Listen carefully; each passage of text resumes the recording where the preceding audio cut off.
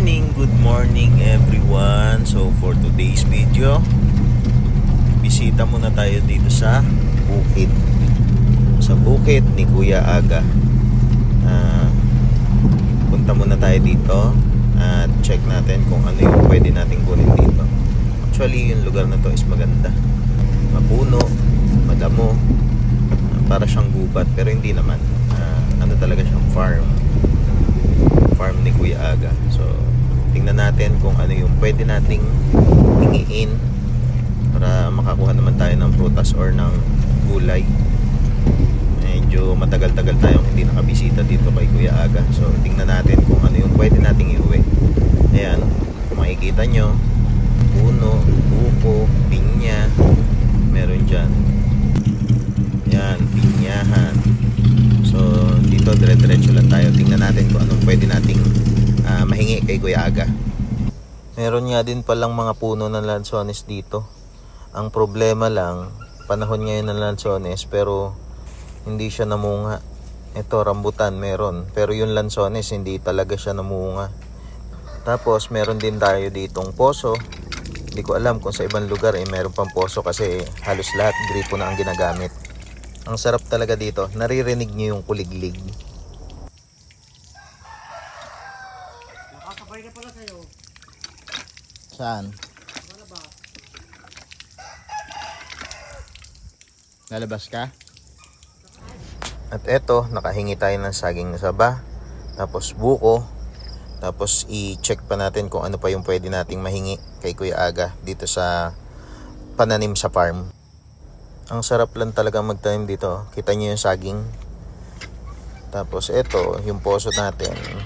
Kayo, na-experience nyo rin bang gumamit ng ganitong poso? Yung dito kayo naliligo, tapos dito kayo naglalaro. Sigurado ko kung naranasan nyo to. Siguro ngayon, sumasakit na yung likod nyo. Sumasakit na yung mga sugpungan ng mga paa nyo. So kaway-kaway naman dyan sa mga naka-experience gumamit ng poso. Kaya puso. Puso. Anong saging yun? Saba. Saba. At dito naman sa banda dito, nagtanim tayo ng pandan. At magagamit natin to sa mga pagluluto. Good morning. So dito tayo ngayon sa bukid ni Kuya Aga. Nanghingi tayo ng saging. Yan, may saging tayong nahingi. Tapos nanghingi rin tayong konting buko. Tapos meron ding puso ng saging.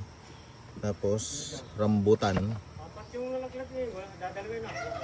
Na, puso. Tapos meron ding rambutan.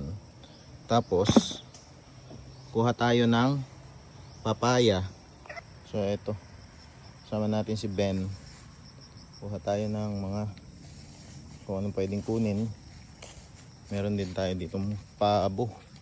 Pabo ni Kuya Aga. Meron ding manok. Mga matatapang na manok na galing kay paring Marlon. Ang bubugbog na manok. Tapos ang masama, itong mga lansones natin hindi namunga. So maghihintay na naman tayo ng 1 taon. Walang bunga ang lansones. Oo. Kuha tayo ng papaya. Kaya gatang yung papaya mo. Kapuin no? Dami. Papaya. Ano yun nyo? Yung hindi mo? Bukol-bukol? Dami ano? Ha? Nakakapuin. Oo nga. Cute man eh. Hinog. Hinog.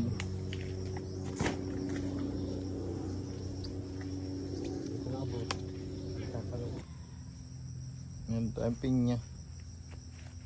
Pinya pala ni Kuya Aga. Meron. Tapos meron ditong guyabano. Ha?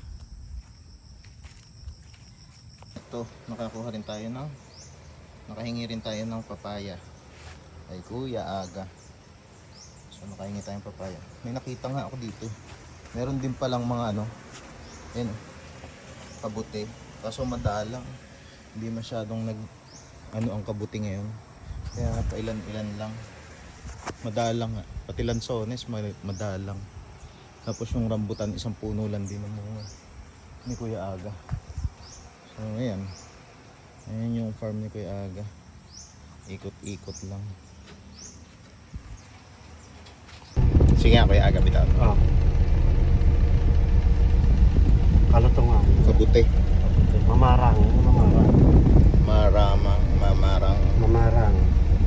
Sarap ito.